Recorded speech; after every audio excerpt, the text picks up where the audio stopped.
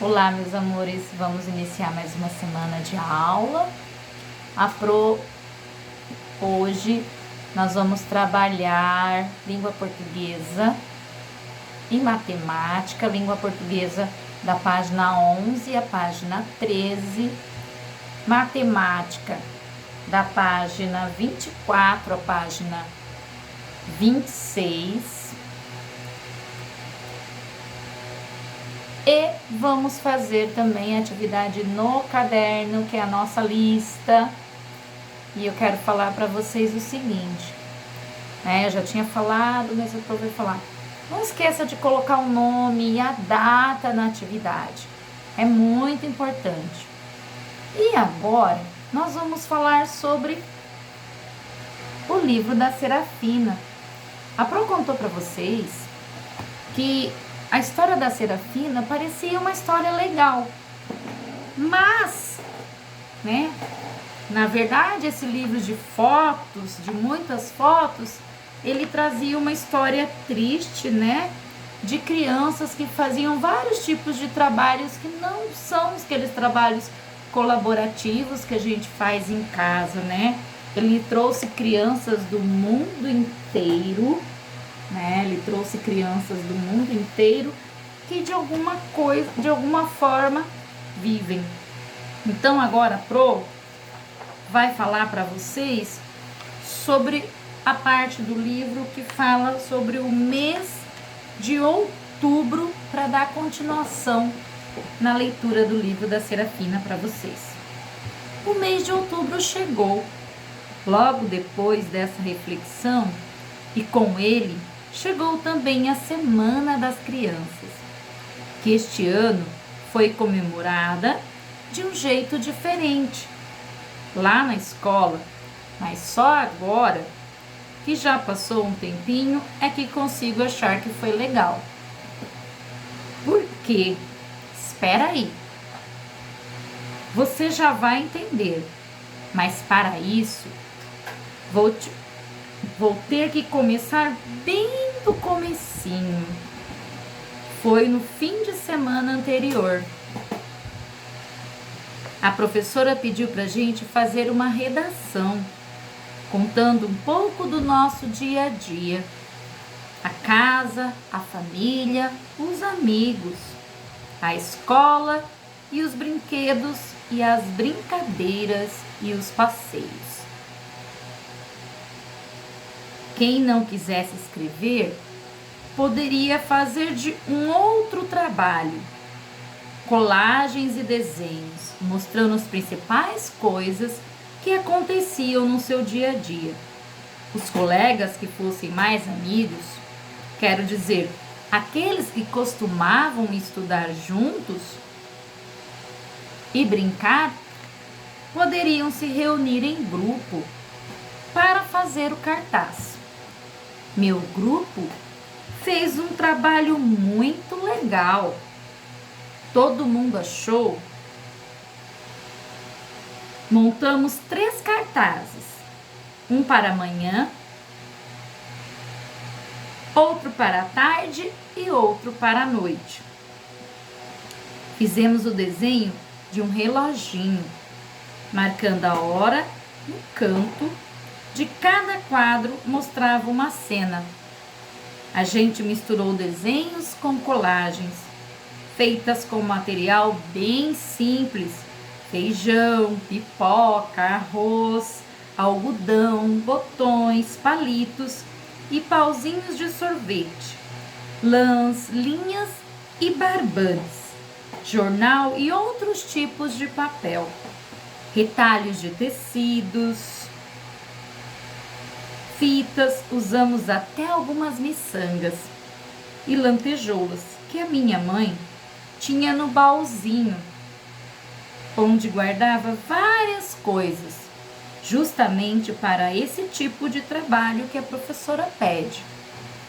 No segundo dia, depois que os 10 primeiros alunos já tinham se manifestado, a professora tentou resumir mais ou menos o que nosso dia a dia tinha em comum. A gente levantava por volta das 7 horas. Tomava um café da manhã gostoso. Eu adoro comer de manhã.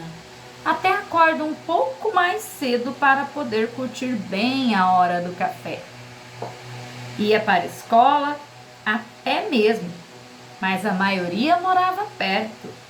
Estudava, tomava merenda, estudava mais um pouco e voltava para casa ao meio-dia. Aí almoçava, arroz, feijão, salada, bife, batata frita, macarronada, com bastante carne e molho, e muito queijo ralado por cima. Eram comidas preferidas de 6 dos 10 alunos. Descansava, fazia lição.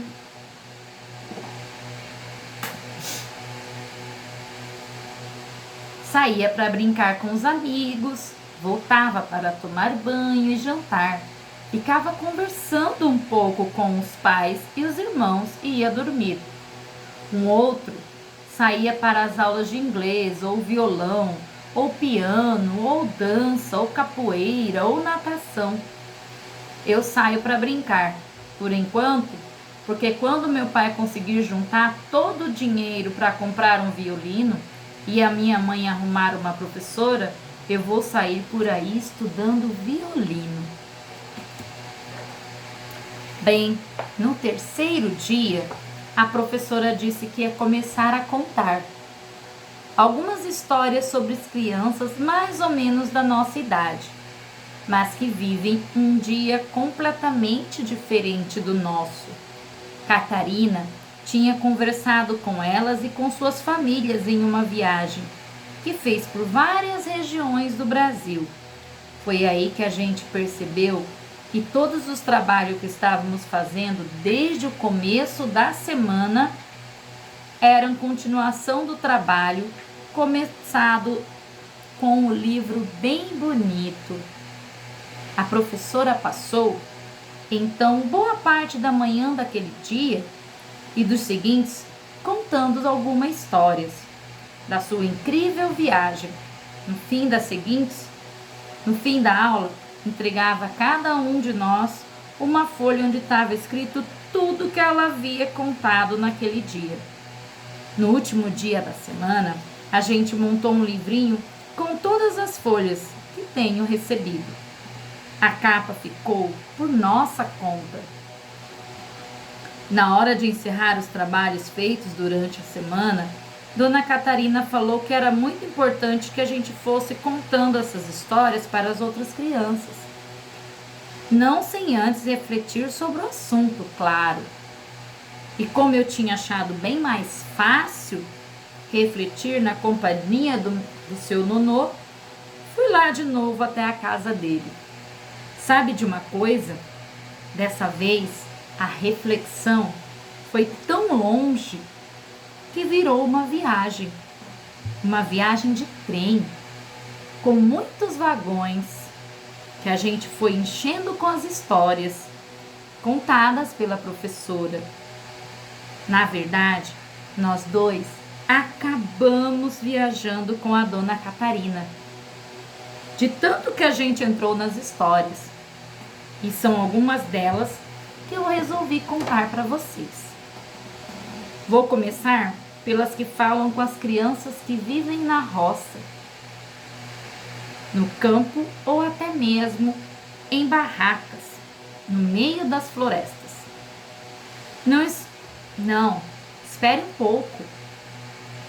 Antes de começar, vou desenhar um pedaço do mapa do Brasil e os lugares que a professora visitou,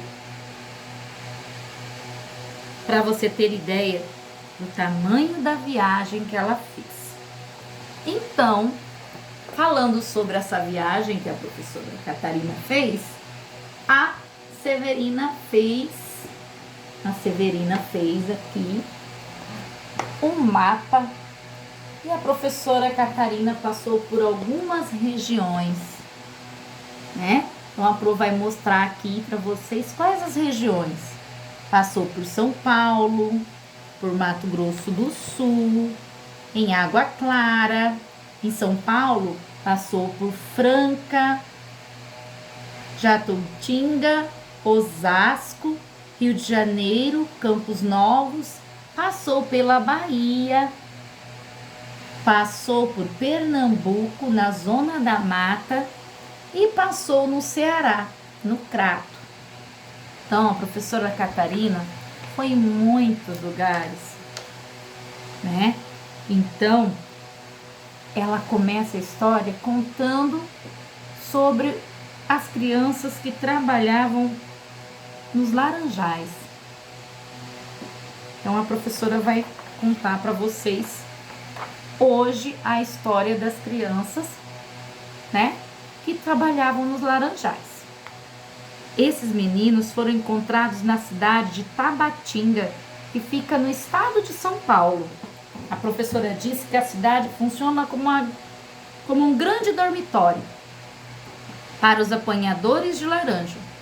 Isso porque grande parte da população só deve dormir em casa, imagino eu, e passar o dia inteiro trabalhando nos laranjais.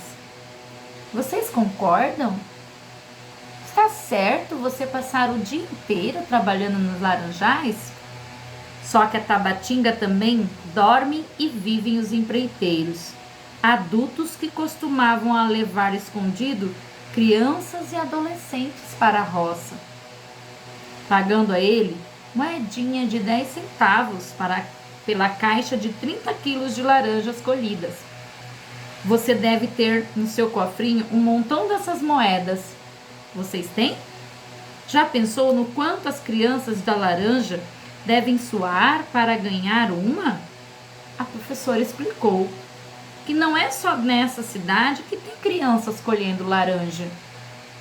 Bem lá em Tabatinga, a dona Catarina conversou um pouco com Reinaldo, de 14 anos, e seu irmão Renato, de 11 anos, que saem às 5:30 da manhã de casa, moram numa chácara onde o pai é caseiro e caminham 4 quilômetros até o ponto que devem tomar o caminho para chegar até os laranjais. E sabe a que horas eles voltam para casa? Só às 8 da noite. Por essa razão, os dois tiveram que deixar de estudar. E tem mais.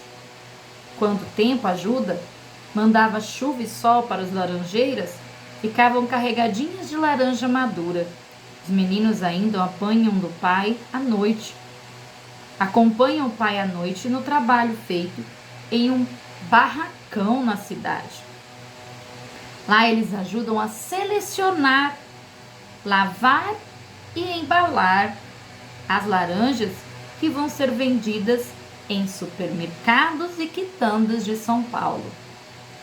Antes de continuar a viagem, a dona Catarina foi até o laranjal e viu os irmãos trabalhando em dupla, um no pico da árvore, que eles chamam de ponteira, e o outro no barrado, a parte de baixo.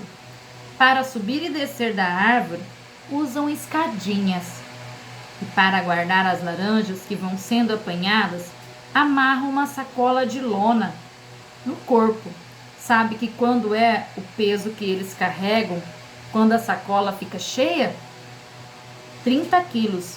Daí, puxam a abertura que tem no fundo para as laranjas irem caindo nas caixas que ficam no chão. Você já imaginou o que é ter um peso de 30 quilos pendurado no corpo? Eu não consigo nem carregar minha mãozinha.